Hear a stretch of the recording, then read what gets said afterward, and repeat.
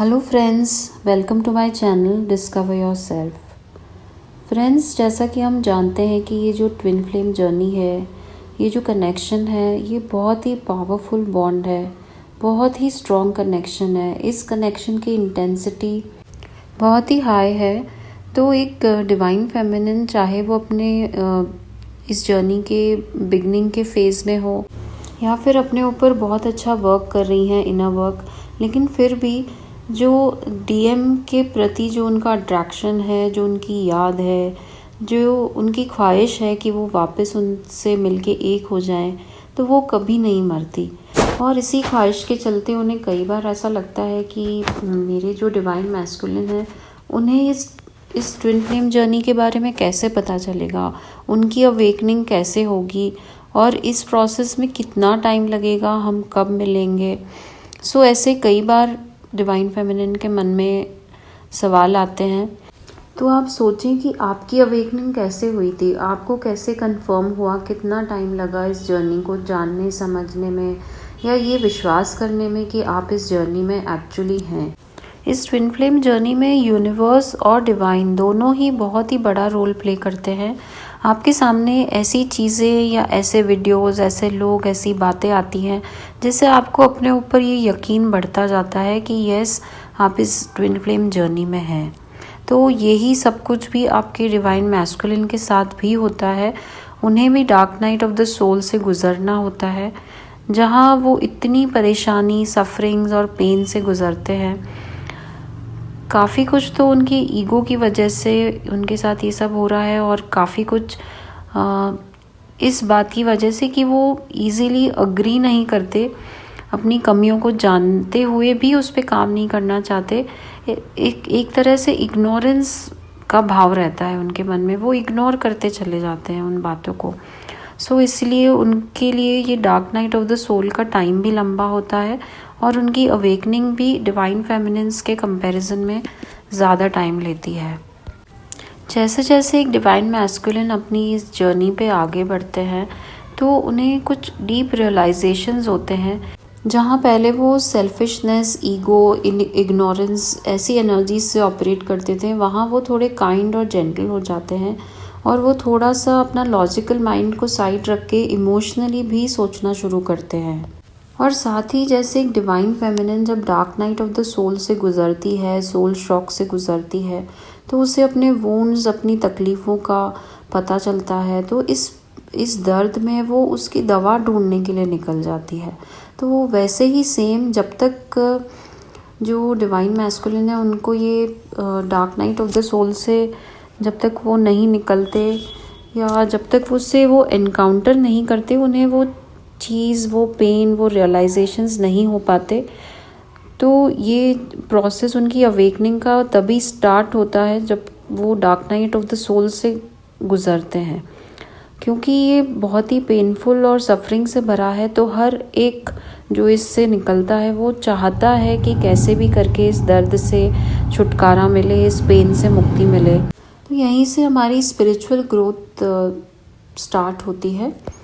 और ऐसे ही divine masculine की अवेकनिंग्स भी होती है जब उन्हें अपनी गलतियों का डीप रियलाइजेशन होता है। यहाँ पर कई टीएफ्स ऐसा सोच सकती हैं कि फिर हमें, यदि हम नो कॉन्टैक्ट सिचुएशन में हैं या फिर वो हमें इतना खुल के कुछ अपने इमोशंस या अपनी बातें नहीं बताते हैं, बिल्कुल टू द पॉइंट बात करते हैं, तो हमें कैसे पता चलेगा कि वो इस अवेकनिंग प्रोसेस से गुज़र रहे हैं या उनकी अवेकनिंग हो रही है। तो इसके साइन है कि यदि आप काफ़ी इवॉल्व सोल में ट्रांसफॉर्म हो चुके हैं और काफ़ी बार जब आपको ट्रिगर्स भी मिलते हैं तो भी आप अपने बैलेंस में ही रहते हैं, तो समझिए कि आपके डीएम की अवेकनिंग स्टार्ट हो चुकी है। और इस जर्नी में एंजल नंबर्स का काफ़ी रोल होता है। जैसे आप इस स्पिरिचुअल अवेकनिंग के दौर से गुजरते हैं तो आपको काफ़ी बार एंजल नंबर्स दिखाई देते हैं। ये यूनिवर्स की ही साइन है और ये एंजल नंबर्स के द्वारा यूनिवर्स आपसे बात करना चाहता है, आपको गाइडेंस दे रहा होता है। जब आपके डीएम अवेकन हो रहे होते हैं तब आपको काफ़ी दफ़ा 69, 96, 969, 369, 696 ऐसे कॉम्बिनेशंस का दिखना, इन एंजल नंबर्स का दिखाई देना, ये भी डिनोट करता है कि आपके डीएम अवेकन हो रहे हैं। ऑल्सो जो इन्फिनिटी साइन है वो अपने आप में एक अवेकनिंग का साइन है। सो जब आपको ये साइन भी बार बार दिखाई दे वॉलपेपर्स पे, वीडियोस पे या किसी भी और रूप में आप कुछ पढ़ रहे हैं, वहाँ अचानक से आपको इन्फिनिटी का साइन दिखाई दिया, तब भी आप ये समझ सकते हैं कि आपके जो डीएम है वो अवेकन हो रहे हैं। So the next thing is that जो डिवाइन फेमिनिन्स होती हैं उनमें अपने आप में एक बिहेवियर पैटर्न में उन्हें चेंज फील होने लगता है। सो आप भी नोटिस करें कि यदि आप अपना लॉजिकल माइंड ज़्यादा यूज़ कर रहे हैं, क्योंकि जो डिवाइन मैस्कुलिन्स होते हैं वो लॉजिकली ज़्यादा ऑपरेट करते हैं, तो अगर आप भी इस तरह अपने किसी भी डिसीजन को लेने के पहले उसके दोनों पहलुओं को देख रहे हैं, लाइक इमोशनली भी एंड लॉजिकली भी, so this is also a sign that your DM is awakening. जो डिवाइन फेमिनिन्स अपने ऊपर अच्छा इनर वर्क कर लेती हैं, तो एक स्टेज ऐसा आता है जब वो अपने डिवाइन मैस्कुलिन को खुद से अलग, खुद से जुदा महसूस नहीं करती, वो उन्हें अपने साथ, अपने अंदर ही फील करती हैं। You start feeling as if you are a spiritual being. There is no more obsession of your divine and you are completely focused on yourself. So यहाँ पर आपका जो obsession है, जो एक instability रहती थी पहले, एक anxiety सा रहता था डीएम से रिलेटेड, उनके बारे में जानने की कोशिश करते रहना, सो ये सारी चीज़ें ख़त्म होके आप एक स्टेबिलिटी वाली सिचुएशन में आ जाते हैं, जहाँ पे आप खुद के ऊपर ज़्यादा फोकस्ड रहते हैं, आप ज़्यादा एक्शन ओरिएंटेड हो जाते हैं। सो ये भी साइन है कि आपके डिवाइन मैस्कुलिन अवेकन हो रहे हैं।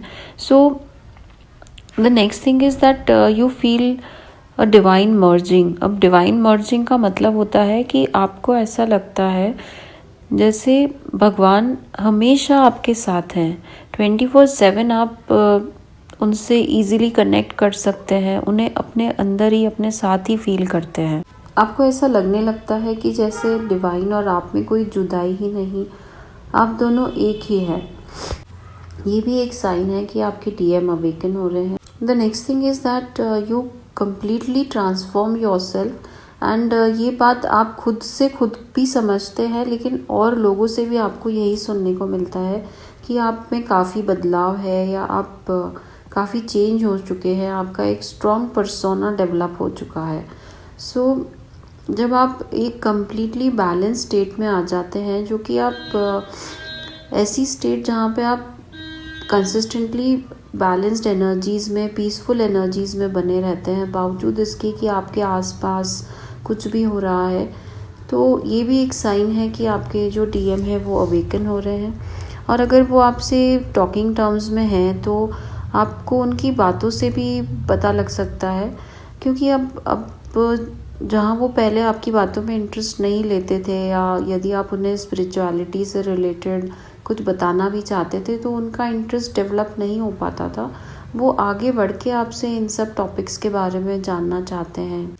और सबसे इम्पॉर्टेंट साइन ये है कि जब कभी आपको इंट्यूटिवली अपने डिवाइन मैस्कुलिन की डेस्परेट एनर्जीज़ रिसीव हुआ करती थी, अब वही आपको पीसफुल सूदिंग एनर्जीज़ रिसीव होती है।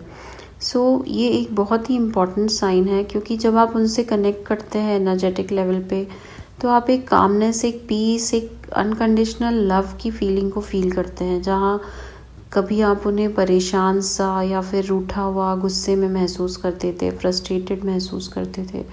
तो ये एक बहुत ही इम्पॉर्टेंट साइन है कि आपके डीएम की अवेकनिंग हो रही है। अब फ्रेंड्स, हो सकता है कि इस वीडियो को सुनने के बाद कुछ साइंस आपसे रेजोनेट हुई हों। सो आपको फिर ये लगेगा कि जब मेरे डीएम अवेकन हो रहे हैं तो फिर वो मुझे अप्रोच क्यों नहीं कर रहे। ऐसे डाउट या कन्फ्यूजन आपके माइंड में आ सकता है।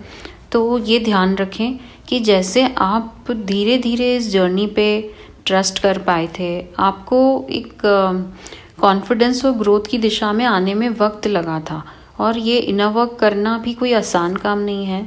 सो एक डिवाइन फेमिनिन जिस डेडिकेशन से इस काम पर लग जाती है, वैसा डीएम को थोड़ा सा ज़्यादा वक्त लगता है इन सब चीज़ों के लिए।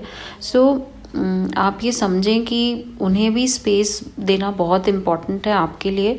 So give them also the time and space they require to come into growth.